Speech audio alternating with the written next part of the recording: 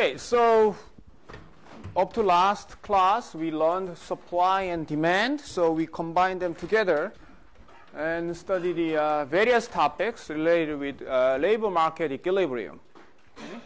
So first, we will briefly look at the competitive labor market equilibrium and equilibrium across markets, and then we will do quite a few applications of the model. First, about the tax and subsidies and mandated benefits, then the immigration and web model, and for the last two topics, we will study the non-competitive market case. So 7 is monopsony. Monopsony means that there is only one employer in the labor market, and 8 is not exactly about non-competitive labor market, but we will see that what happens if the product market is monopoly. Okay, so that's our plan, and probably it will take about 2 lectures to finish all of this. Okay, let's start with a very simple discussion of competitive labor market equilibrium. Obviously, that we know that as in any other markets, if the labor market is competitive, then we have derived the supply curve and demand curve, and the competitive labor market equilibrium happens when supply meets the demand. Okay, so there is nothing special about it. So we have equilibrium wage W star, we have equilibrium employment level E star. Okay, and then we can also see that this triangle, okay, the area of this triangle is a producer surplus, or we can say employer's surplus. Okay, so it means that they are willing to hire workers for the higher wages, but they pay only the market wage, so they have a surplus. Okay, so when we add them all the surplus, we have this triangle, and we call it the producer surplus. And the triangle below W star is a worker's surplus. Okay, so workers are willing to work at a lower wage, but they are actually paid a higher wage W star, so that's their surplus. Okay, so we all know that there is a consumer surplus and producer surplus, so similar thing. Basically, it's the same thing, but we have just different name. Okay. Okay, so there's nothing special about it. If there are 2 markets, let's say regionally distinct 2 markets.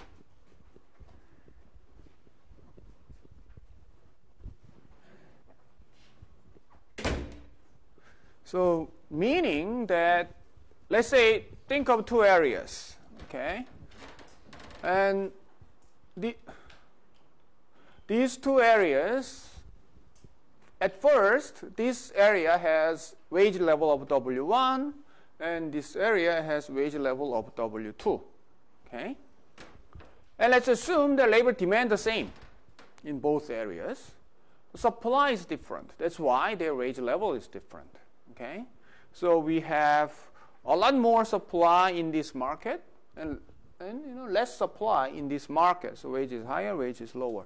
So it can happen if, let's say, the 2 areas are blocked from each other. So let's say workers cannot move from one place to another, then this can happen. Well, let's assume that workers can move around freely without any cost. Okay? Then what happens if you're a worker? Let's say you have the same skill. So basically, these workers are identical. But in this market, workers are paid less than this market. So what's going to happen? The workers will move, right? And these workers, specifically, workers in this market will move to the market that pays higher wage. That should be the obvious logical conclusion from this wage difference. Okay? So as long as there is wage difference, Okay, between these two markets, there will be movement from workers from the place where the wages are lower to the place where the wages are higher, right? So in this market, supply shifts to the left simply because we have fewer and fewer people working there, and we have labor supply shifts to the right because we have more and more people working. Okay, and then what happens at the end about the wage level? Two markets should pay the same wages, right? Because as long as there are wage difference, there will be movement. So the movement will not happen if the wages are the same.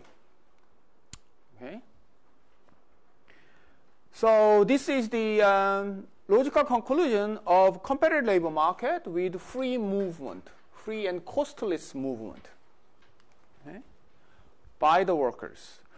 And another possibility here, let's assume that the workers cannot move, okay, but the employers can move. Okay, so it looks the same, but actually it's different. So here, this market pays WA, this market pays WB. Okay. Now, from the employer's point of view, they are hiring the same workers, but paying higher wages here. Okay. So what would the employer do? They will move, right? From where to where? From A to B or B to A? A to B or B to A? B to A? So you move from the place where the labor is cheaper to the place where labor is more expensive? Right? It should be the other way around, right? So the employers will move from the place where they pay higher wages to the place where they can pay lower wages. Okay? Simply because it's cheaper.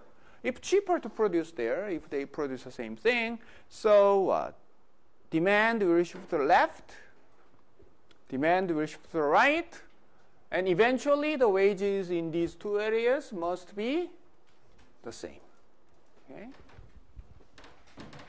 So in this case, we assume the movement by employers are free and costless. Okay?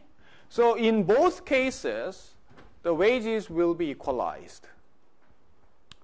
So if workers or employers can enter and exit labor markets freely and without any cost, the labor markets are competitive, then workers of the same skills will receive the same wages across labor markets. Okay. So what you can actually expect from this conclusion is the convergence of wages. Right? So across time, if there were, let's say, wage differential between two markets, then over time, these markets should converge to the same level of wage. And since it's not actually the movement is free and without any cost, actually there are costs. Okay, even though the monetary cost is low, still some people may be reluctant to move from one place to another because of their, let's say, attachment to the place or to their friends. So the movement cannot be exactly to offset the wage differential. The wage differential will be there, but it's not as big as before. So it's going to be smaller. Anyway, so there will be a tendency to converge in terms of their wage levels. So this is a diagram from the textbook. So what it shows here is that this is the manufacturing wage in 1950. Okay, and this is the percentage annual wage growth.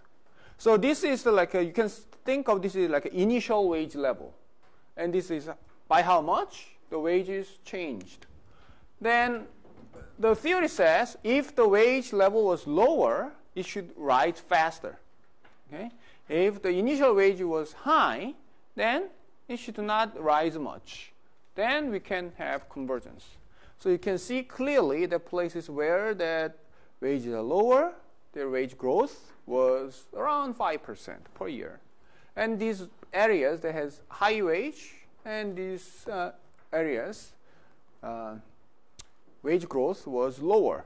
Okay? So there is a clear tendency to convergence. And from internationally, you can think of like, for example, nowadays that when you read newspapers, that a lot of companies now find that like Chinese workers not as cheap as before. So some say that these companies will move from China to another country or to their home country. So obviously what happened was that China attracted lots of multinational companies, manufacturers, to their country because the labor was relatively quite cheap. Okay? But over time, the wage grows. Okay? One reason is because the labor demand simply has increased a lot in this country, so wage will go up naturally. So there is a tendency to convergence. The wage goes up there. Okay? So then they try to move to another country. So nationally, domestically, internationally, we can see the convergence, tendency of convergence. And one conclusion of competitive equilibrium is that this allocation of labor is efficient. Okay. So here we can see this diagram. So let's think of this north and south labor market. So north labor market and south labor market. And as you can see, the north labor market paid higher wage. Okay. Yeah, higher wage. And south labor market paid lower wage. So WN was the initial wage, WS was the initial wage. And then workers can move. So in this lower wage region, the workers will move out. So supply curve shift left. And this region move in. So supply curve shift to the right. So the wage will be equal at W star at the end. And this area, this shaded area, shows the change in their production. Okay, total production. So here, this is the loss of production in this area. And this is gain of production in this area. So you can see that gain of production is bigger than the loss of production. So at the end, okay, overall, the production level will be higher. It's because moving from the place of lower wage to place of higher wage is basically moving from the place where the workers' productivity is lower to the place where the workers' productivity is higher. Okay? So for the same work, they can make more in the places where the workers' productivity is higher. Okay? So since they move from low productivity area to higher productivity area, overall, their production should increase. So this allocation of labor will benefit, okay, overall the economy, okay, in terms of the efficiency. So, I mean, we can say that basically that's the very common conclusion about competitive market. Okay, competitive labor market and competitive product market is efficient, and competitive labor market is efficient. Okay, so that's the basics of competitive labor market. Let's look at some policy issues now. Okay, this is more interesting. First thing, we will think of the payroll taxes. So payroll tax is the tax per head. Okay, so the employer or employee, okay, they work, and when they have a job, they have to pay this tax. Okay, can be something like Social Security contribution or some kind of social insurance contribution. It's extra cost okay, the employer should pay, okay, or the employees pay actually. Now, at first, let's think of this. Before the tax, supply and demand was there, competitive market, W0, E0, okay? Now, let's assume that now the firms are required to pay $1 per each worker, okay? So that $1 is the payroll tax, okay? This $1 may be used to some type of social insurance program or something. But anyway, still they have to pay. So what happens here is that for W0, the desired labor input was E0, okay? But now they have to pay $1, so they would not hire E0 for W0 because they have to factor in this $1 as the total cost from the employer's side. So what they would do is that they would hire E0 workers if the wage level is W0 minus 1. Okay? Then after they add $1, they will pay W0 anyway. Okay? So when they think of total cost, what it means is labor demand curve will shift down by $1. Okay? So this distance, this vertical distance is $1, basically. Okay. What happens? Okay, now we have new equilibrium from this blue to purple. Okay? So at this new equilibrium, now the workers will get paid W1. Okay?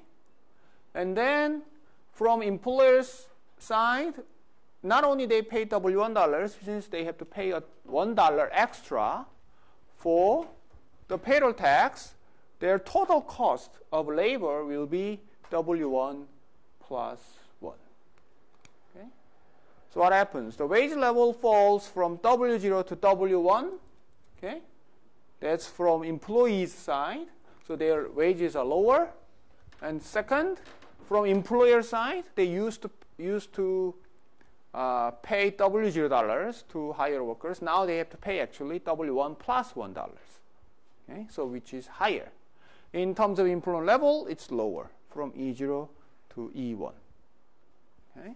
So that is the effect of payroll tax on the labor market. Okay? This is basically the same diagram you probably have seen in other classes, like if you study public finance, right? Basically, it's the same diagram, but with different names, right? Not the labor market, but this is about the labor market. So if you didn't study it, well, this is probably first time, or probably you have seen it microeconomics class or somewhere else. Okay, so this is the case where the payroll tax is assessed on firms. But another way of collecting the tax is to assess the tax on workers. So workers are required to pay $1, let's say. Okay? Let's say each month or whatever. Okay? So here the firms get the bill and they pay. Second, the workers get the bill, tax bill, and they have to pay. And then what happens here? Here the demand is going to be the same, but supply will change now. How? Because for W0, E0 workers were willing to work. Okay? Now, since they have to pay $1 as extra tax, okay, for the same number of E0 workers to work, they will require W0 plus $1. Because after they're paying the tax of $1, it's basically W0 in terms of their take-home pay. Okay? After tax pay is W0. So what they care about is after-tax pay. Okay? So what it means is the labor supply curve will vertically shift up by $1. So this is the wage level they get. No. So W1 plus 1 is the wage level the workers get, but actually this is before tax wage rate. After tax, it's W1. Okay?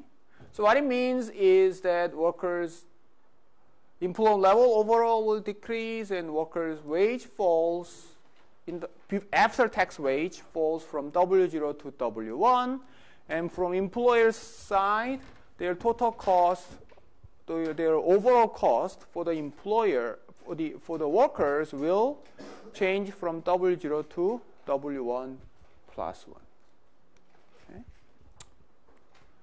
And what? This effect and this effect, they are the same. Okay? So it is very well known, you can say, theorem in public finance, right? As long as the tax revenue is the same, it doesn't matter who pays the tax. Okay? The effect on the economy must be the same. Okay, so you can say the payroll tax reduced the employment level and wages. Okay, in terms of take-home pay, what we are saying is take-home pay or after-tax wages. Okay. And then from employer's point of view, the cost of labor increases. Okay, then there is burden of payroll tax or incidence of tax. Who pays the tax? Okay, so basically here, what happens?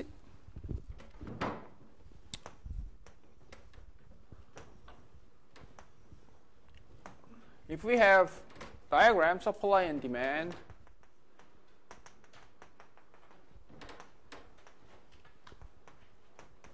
what happens is that,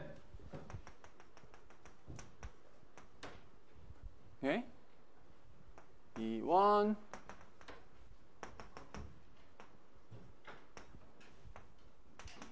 this is what happens. Okay, so it doesn't matter whether demand curve shifts to the left or supply curve shifts to the left. Okay, it doesn't matter. Okay, at the end, we will end up with these numbers. Okay, so W0, E0 was the before tax. Okay, this is without any tax. The wage level will be W0, and cost of labor is W0. Employment level will be E0. With tax, E1 is the employment level, and W1 is the take-home pay for the workers. W1 plus 1 is the cost for the employers. Okay, and this is the total tax collected.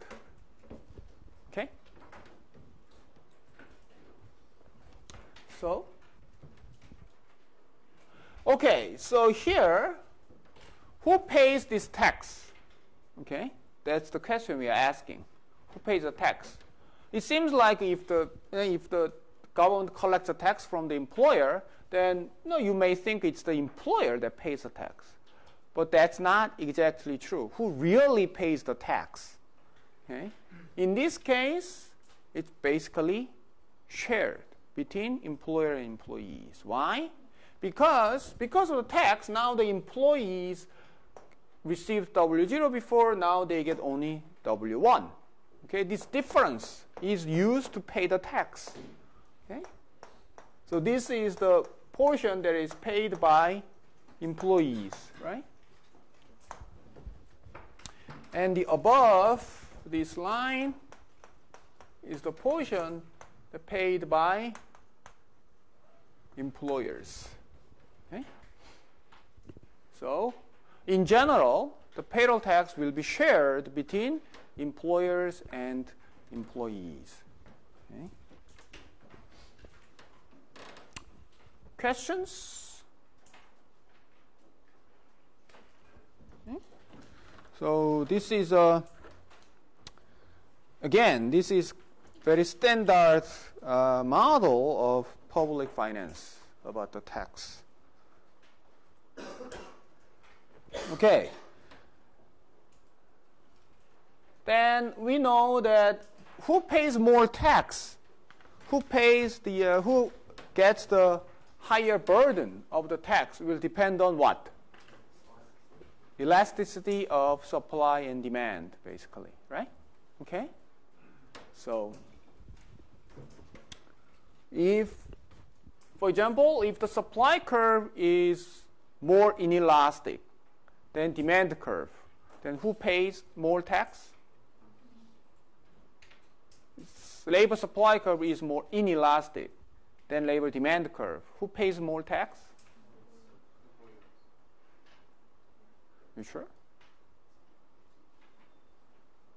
And let's see. Okay, think of the one extreme case. Let's say supply curve is perfectly inelastic, okay? Meaning that there is a fixed number of workers working for any wage. Okay?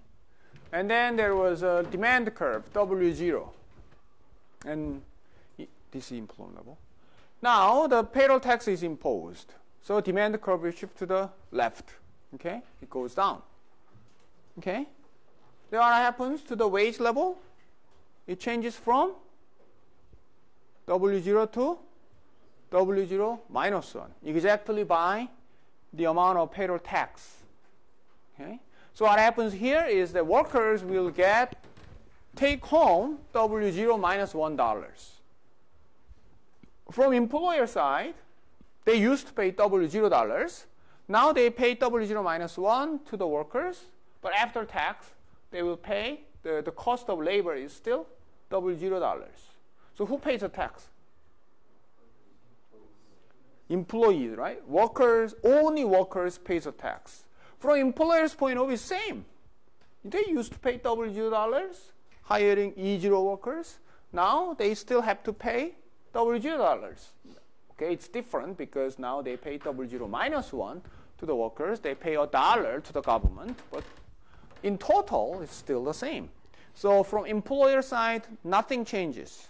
Only the change happens to the employees, the workers. Okay? So it happens because labor supply curve is perfectly inelastic. So let me ask you again, if supply curve is inelastic, demand curve is, let's say, elastic, then who pays more tax? Workers pays more tax. Okay? Then if supply curve is elastic, demand curve is more inelastic, then who pays more tax? Employers pays the tax, right? So whoever has inelastic, okay? So if the supply is more inelastic, then demand and workers pays more tax. Okay? They have a heavier burden of tax. And if demand is more inelastic compared to supply curve, then employers pay a higher portion of tax. Okay? Right? Okay? That's the. Now I'm pretty sure that's the standard theory of, public finance. I teach it even to freshman class, principle of economics. I just taught it Monday. Okay, the another thing is, did I say? Yeah. The another thing is there is a deadweight loss, right? Okay, so what is the deadweight loss? The deadweight loss is this part, right? So this is the deadweight loss.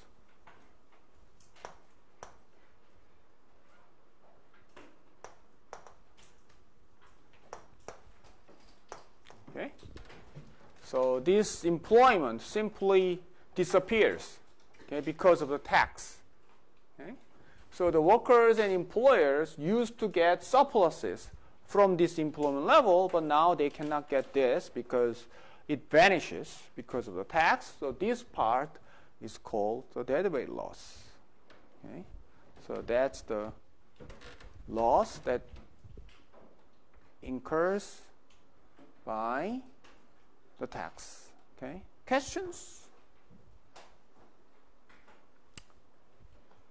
Okay? Now, so that has been interesting. Okay? But let's think of another case. Before it, let's see subsidies. Okay, subsidies are basically reverse of tax. Okay, so without thinking any general equilibrium effect, without thinking that who pays the subsidies, okay, who pays for the subsidies. If we concentrate only on the labor market, okay, the impact is pretty obvious. For example, if the employers get subsidies from the government, okay, for each worker they hire, okay, the demand curve will shift to the right. Why? Because, for example, let's say if they get $1 subsidy, if $0 were wage, they were willing to hire E0 workers. Now, since they get subsidies, okay, even if they pay $0 plus 1, it's basically same as $0 from employer's point of view after they get subsidy of $1. So with $0 plus 1, for $0 plus 1, they are willing to hire E0 workers.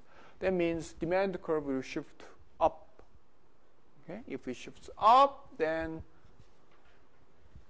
the equilibrium will change from blue to red.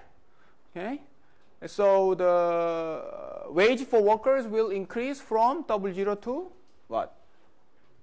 W1 plus 1, W1. Okay, and from employer side, their labor cost will change from W0 to what? W0 to? What is the employer's cost of labor? W0 to what? W1? W0 plus 1? W1 minus 1. What is it? W1 minus 1, right? They pay W1 to the workers, but they get subsidy of $1, so their actual cost will be only W1 minus 1. So employment level will increase from E0 to E1. Okay? So if we just confine our interest in this particular labor market, subsidy is likely to increase employment level. Not only that, it will increase the wage level of the workers. So it seems like a subsidy is a good idea. Actually, that's one reason why the subsidies are often suggested as a policy option to, for example, the workers that have problems in finding jobs. Okay, for example, the workers that have long-term unemployment. Okay, and or the young workers. Okay, so these group of workers, let's say they consider to be, finding it very difficult to find their jobs. So one option, policy option suggested, is the subsidies. Okay, it's a good idea or a bad idea? It depends. But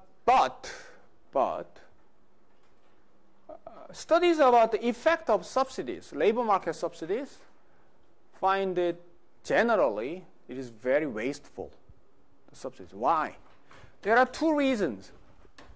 Here we just saw only one market, but usually the subsidies are used to only a particular group of workers. They do not give subsidies to everyone.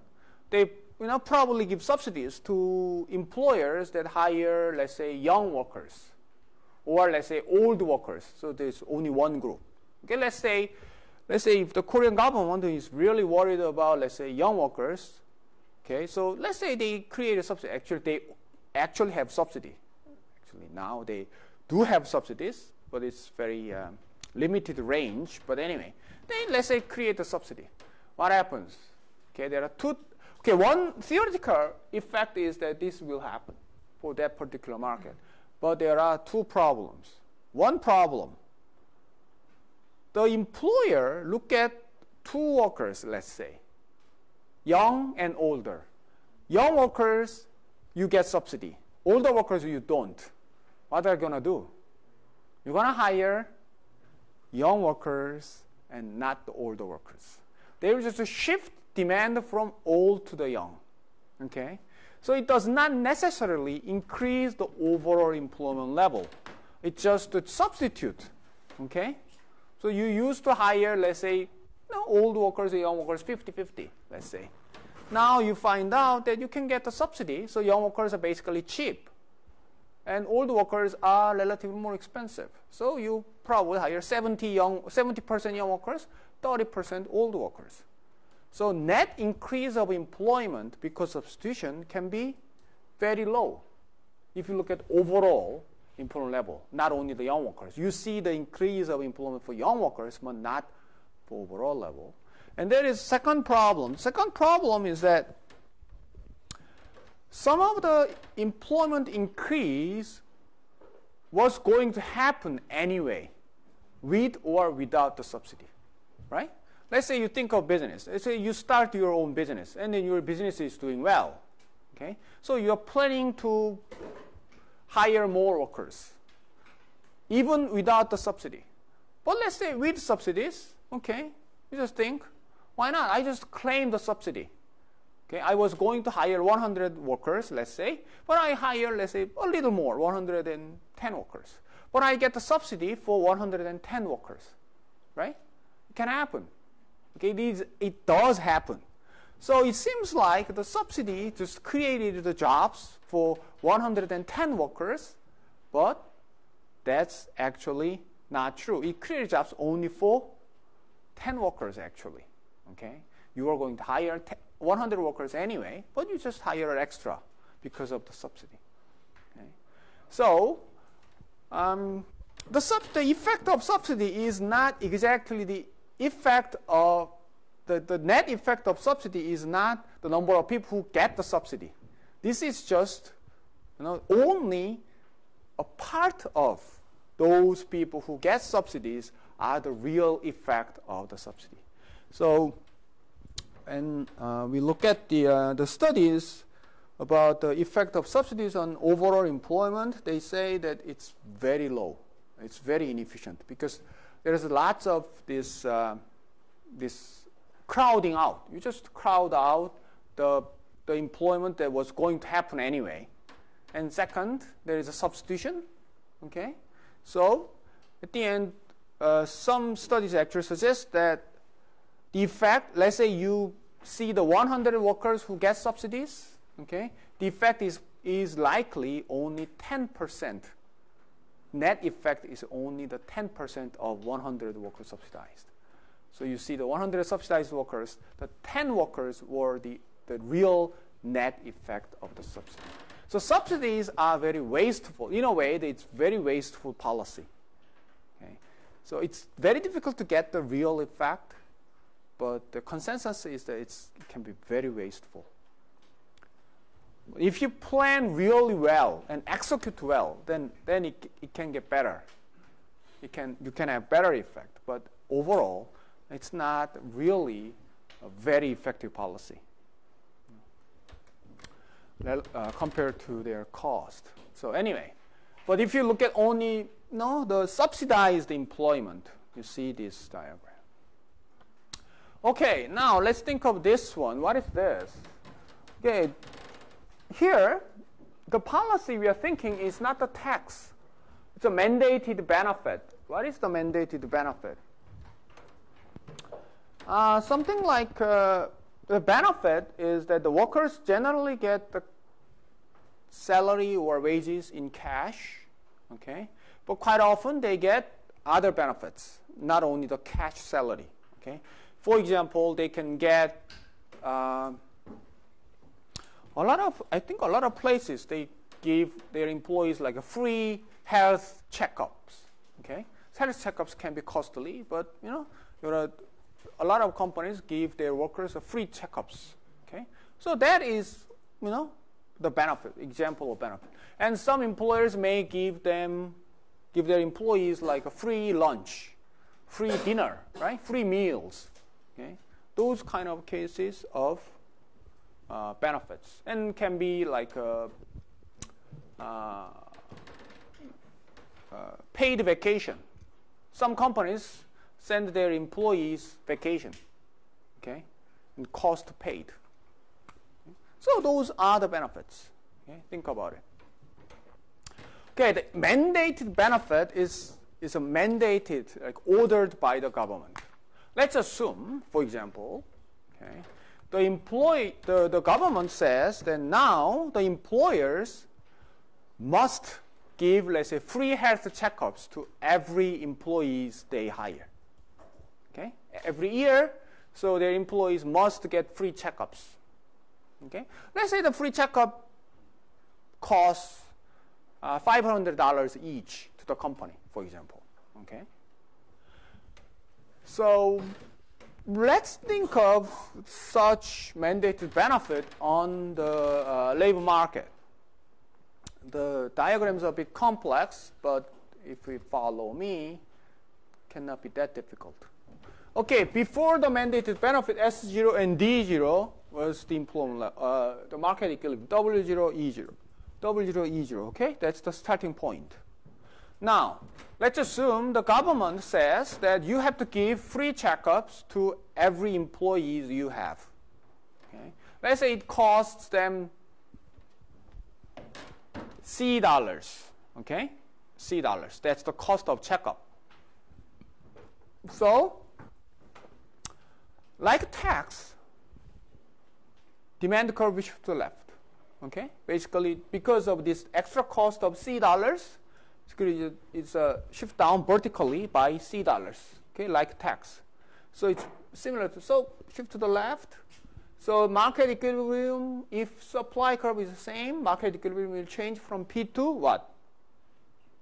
Q, okay? That's the new equilibrium. That's basically the same as tax, okay?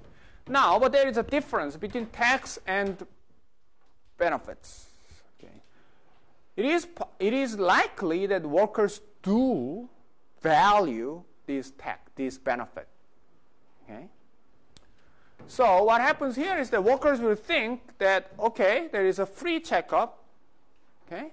So there must be worth something. Okay? So the workers view the free checkups and they think that, okay, it is equivalent to, let's say, salary of $250, for example. Okay, so from employer side, the cost is $500, okay? But employees may think, oh, it's worth $250, okay? It's not, the monetary cost is not that important. For them, you know, it's like what they feel about it, okay? Let's say it's $250, okay? Here, let's assume that's B dollars, okay? So the cost is C dollars, but workers' value for the free checkup is B dollars. Okay. So what happens if the worker gets, let's say, for example, like let's say if the worker's wage was $1,000, okay, since they get 250 of free checkup, their value 250, so they are willing to work for 750. Okay, so what happens?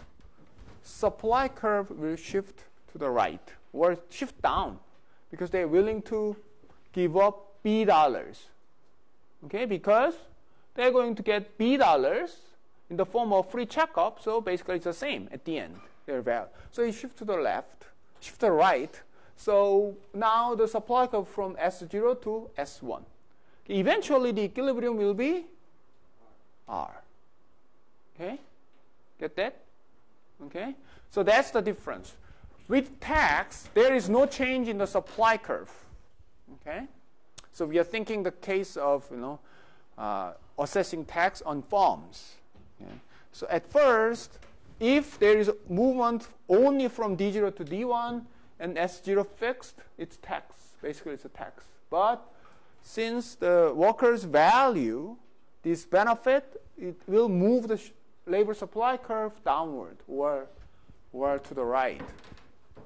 So what happens to the wages? It changes from W0 to W star. Okay? But from employees' point of view, it's not W star, it's actually W star plus B. Okay? That's what they actually get from these free checkups and wages, W star plus B. So you can say that take-home pay changes from W0 to W star plus B. Okay? From employer side, their wage level changes from W0 to W star, but that's not actually the total cost. The cost is W star plus C, right? Because they have to pay the checkup, free checkup cost for each worker, so W star plus C. Okay? Get that? You have to find the right numbers. Okay? So employment level, it changes from E0 to E star. Okay?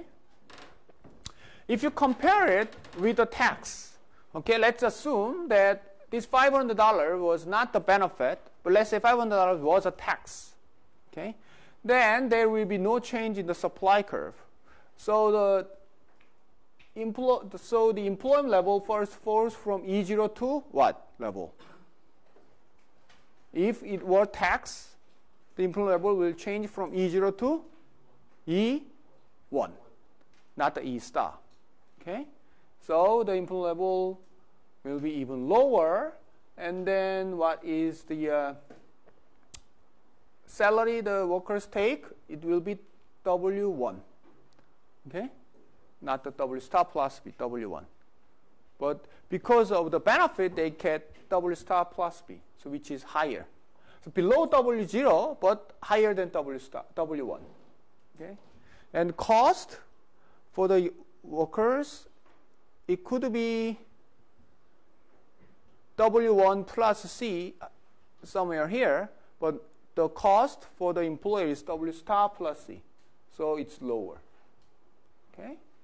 So the mandated benefit and the tax has different effects. Okay? Basically, the negative effect on the labor market will be smaller if it's not the tax but mandated benefit. Okay? Questions? This happens primarily because supply curve shifts to the right.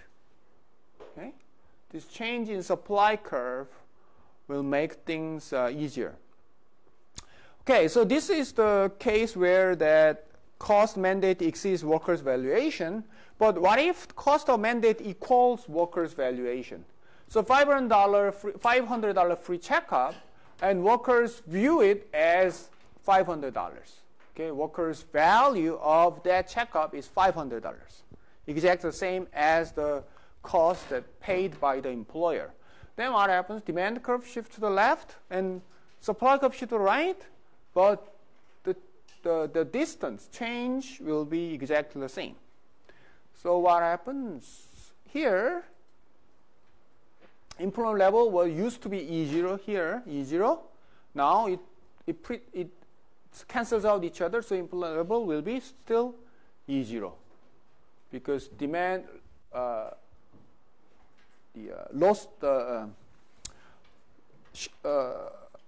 demand will shift to the left, but at the same time supply shift to the right, but it cancels out each other. Okay, and then what happens to the workers' compensation? It used to be W0, but now it's going to be W star in terms of cash salary. But after adding the benefits, it still be W0. Okay? And from employer's point of view, they used to pay W0 to their workers with no benefit, but now they pay W star dollars to workers, but they have to pay the benefit, so the total cost will be W0. Okay? So here, demand and supply, their movement cancels out each other, so everything will be basically the same. Okay? So mandated benefit has this possibility that actually doesn't have any effect on the labor market. Okay? So that's the difference from the tax. So the mandated benefit is different from tax because it is valued by the workers. Okay?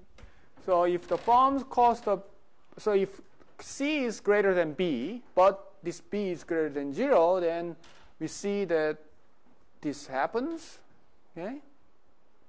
And if it's the same, then there is no change, just what we said. So adverse effects on the labor market and the size of the debit loss are smaller than those of the payroll tax of the same amount as the cost. Okay. So as long as B is greater than 0, let's say the benefit is valued by the workers, then the adverse effects on the labor market will be smaller. Okay. That's the case we have seen here. Okay, it's a bit complex, but you can see that the difference. There is a difference. If this value is nothing to their workers, okay, if the workers do not see any benefit from this health checkup, then it's like tax. Okay, but as long as they do value those checkups, okay, then they can, this effect can be smaller. Questions? Okay. At first, this diagram may be very complex, may look very complex, but if you follow the logic, okay, you should be able to figure out what all these numbers mean. Okay.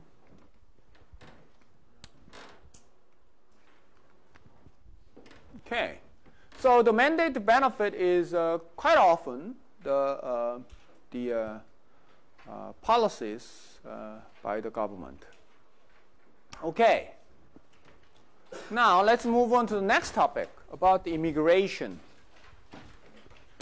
Before the theory, let's see the statistics of immigrants into Korea. This is the number of registered foreign residents. Okay, it's not exactly the workers, immigrant workers. Okay, these people some of them may not be working, but it is likely that most of them are working. Okay. I don't think we have actual national statistic of foreign workers. Okay, but we have the statistic of registered foreign residents. It's from the Department of Justice, because they have to keep track of the foreigners living inside Korea, so they have this statistic. As you can see, up to before 2000, let's say before 2004, okay, it's a very small number. Okay.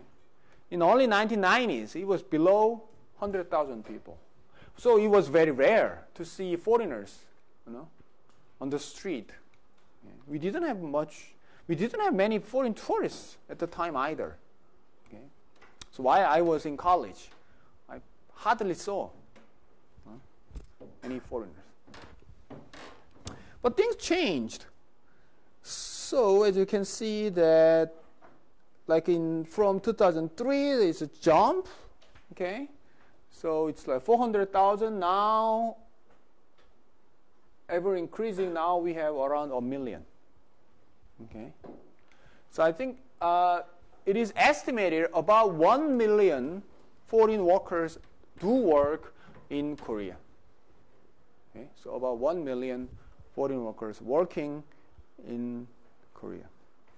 Okay. So these numbers has increased and in many different types. A lot of them are actually workers, and quite a few of them are people who married Koreans, and all these things that you probably heard about them. Most of them are actually Asians, okay, and majority of them are from China actually. Chinese, Korean descendants living in China. Those are majorities because they have special treatment. Okay. So anyway, so what we see here is that increasing number of foreign workers working in Korea. So the issue of immigration, actually, it's not been very, it's not much of an issue in Korea, but I'm pretty sure that it's gonna be quite an important issue in very near future.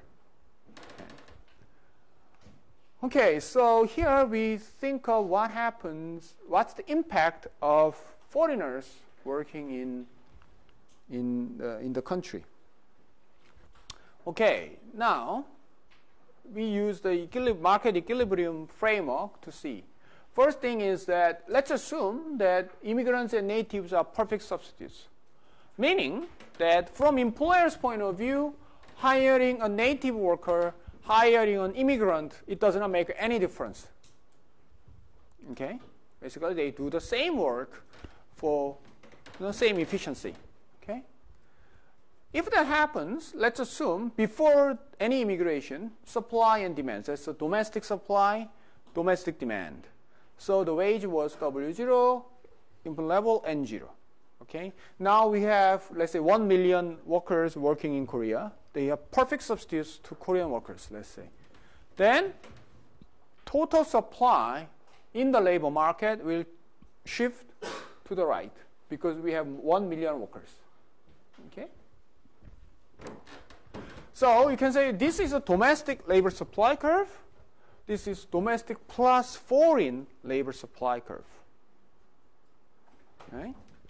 So what happens in the labor market? Okay, first thing, wage falls from W0 to W1.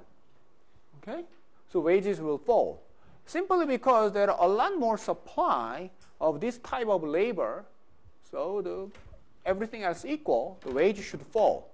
Overall employment will increase from N0 to E1. Okay? What are the number of foreigners working in Korea now then? Is it N0 to E1 or N1 to E1?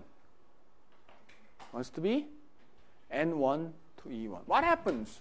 Okay, wage falls. Okay, then some workers, okay, working in this industry now think the wages are too low. Okay, so they just move out. Okay, from this, they may get another job. Okay, or they just simply stop working. So wages will fall from W to W1. That means N0 to N1. It used to be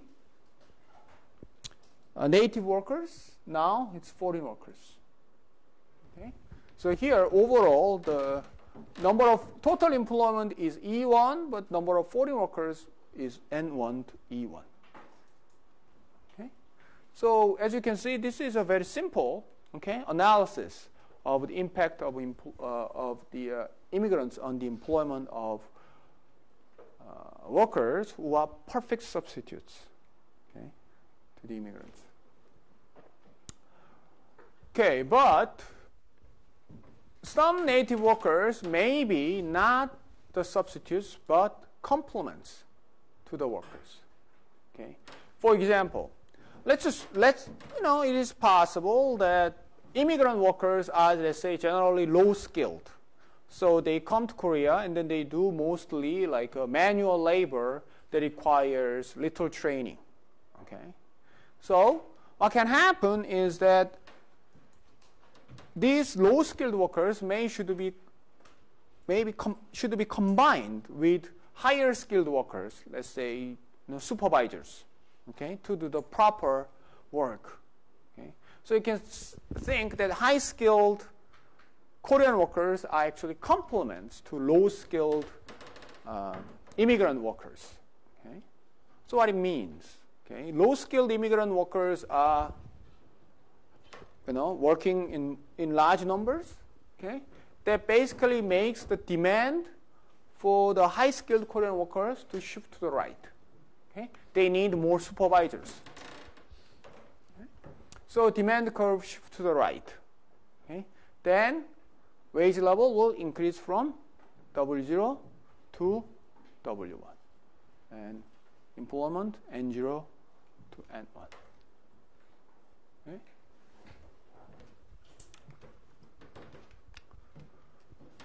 So no, it is quite possible that there may be the supervisor, or it could be possible that let's say they are workers working in some sectors that are very popular to foreign workers, let's say. Okay, so foreign workers tend to buy lots of stuff. Let's say, for example, then let's say they buy electronics. Then this electronics industry now have higher demand because we have 1 million more people. Okay? Then it's possible that demand shifts to right, and what happens here? Okay? So, what it tells us is that the impact of immigration on workers will depend on the relationship between the native workers and the foreign workers. If they are perfect substitutes or they are more substitutes, then domestic workers are likely to experience lower wages and lower employment level. Okay? And if they are complements, then the other way around, higher wages, higher employment level. So overall, what happens to the workers overall, actually it's not clear. It depends on, what type of labor we mostly have.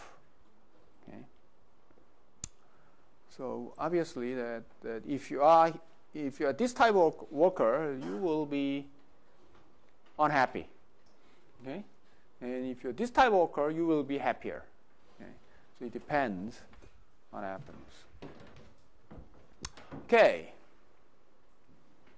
Questions?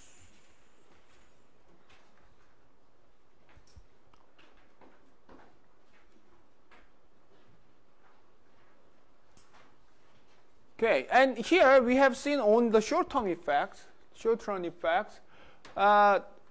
long-run effects, okay, even if you are a perfect substitutes, okay, there may be different outcome in the long run than in short run. Here we have seen the short run effect, which is going from W0 to W1. Okay. Then what can happen here is that actually we have more people working and living in Korea, so that can increase the demand in terms of product demand. Okay. So there can be that labor demand itself increase, okay, by the inflow of immigration. So the labor demand curve now shifts to the right in the long run. Okay. So because they shift to the right, so wage will increase again. Okay. And then it is possible that actually that wage level will become the same. Okay. So in the short run, the workers' wage level will fall. But in the long run, if there is an increase of demand, okay, in this industry, then for the workers, even they are perfect substitutes, for the foreigners, they still can, get very little effect, okay, because from the immigration. Okay.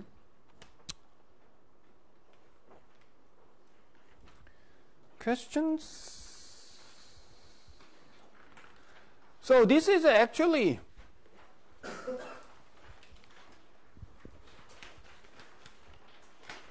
interesting issue. And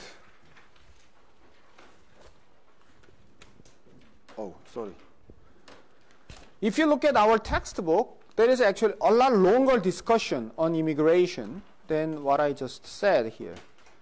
So if you look at this, our textbook, from textbook page 164 to page 182. So about 20 pages. Okay, he talks about the immigration. Okay. One reason is that the author of this textbook, Boas, is one of the most famous experts on immigration, economics of immigration. So this is his specialty. So he has a lot to talk.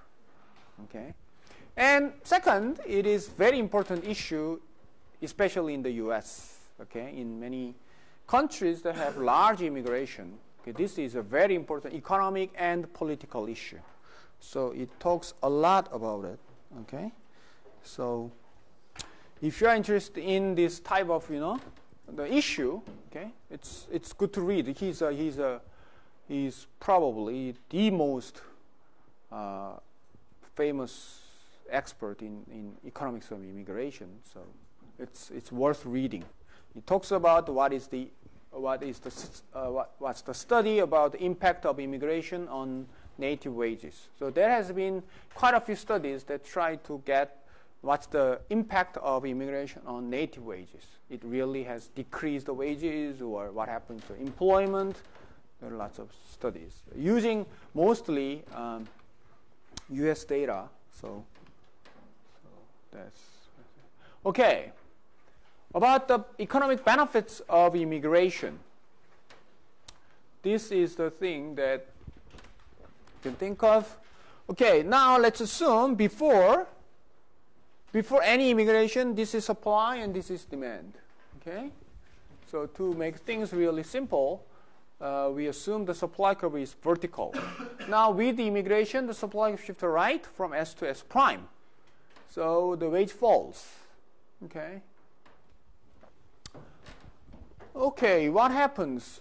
What happens in this diagram? Let's think of.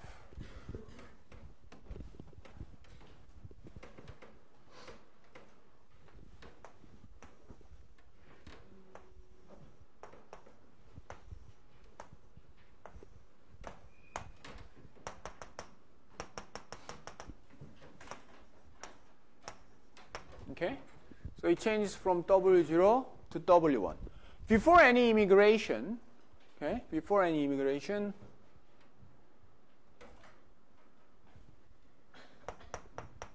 this was the produce surplus. Okay, this is what the employers get in terms of surplus. This was workers' surplus. Okay. Now, with immigration, the wage falls from W0 to W1. Okay, as you can see that this part will now be whose surplus? Worker or producer? It's going to be the producer's surplus. Okay. Then how about this part? Okay, this part is still the workers' surplus, native workers' surplus. And what is this part? This part is the immigrants' surplus. Okay, this is what the immigrants get. Okay?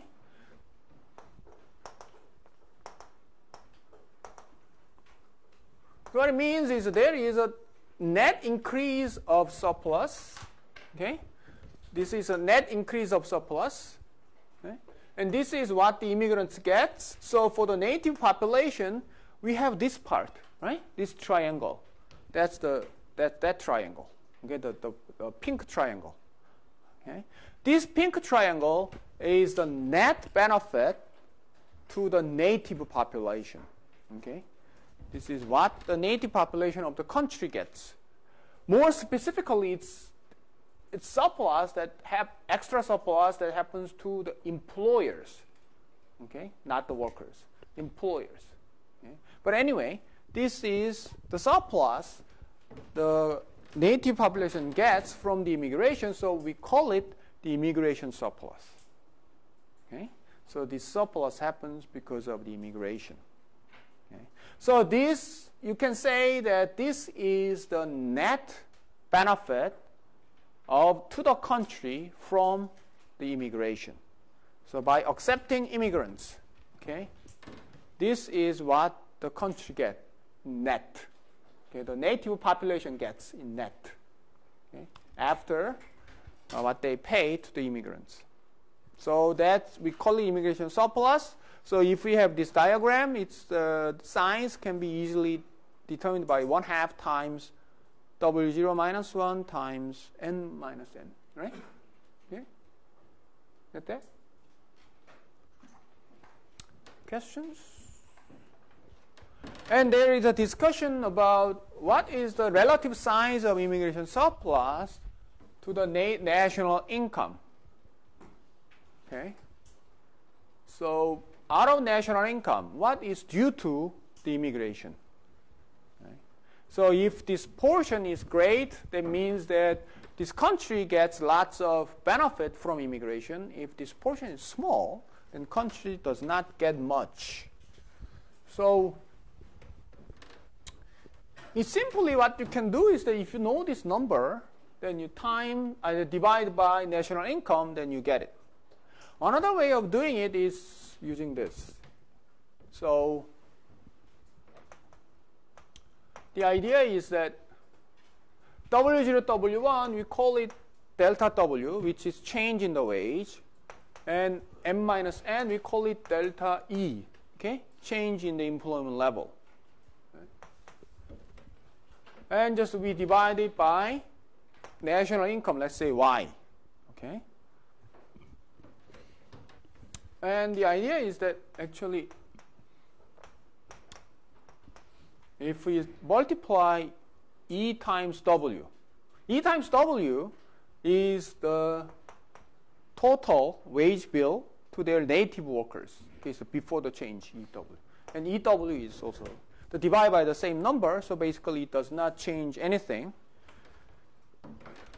Then what you can see here is that it can be W times E and Y.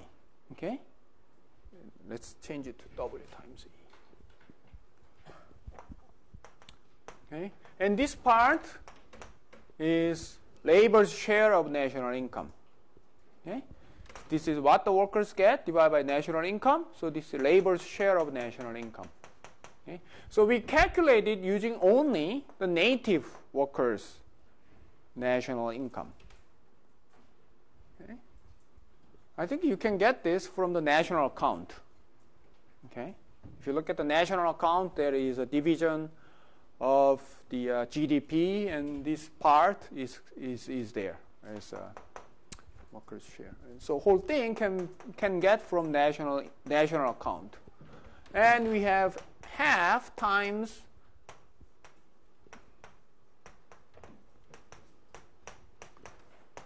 okay? So this is what? This is the percentage change in the wage level. This is the percentage change in the employment level.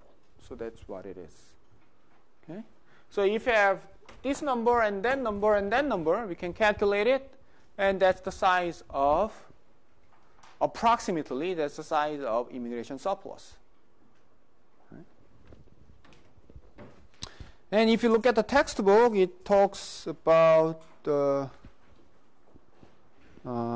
immigration surplus. Okay, of the United States. So it says it's around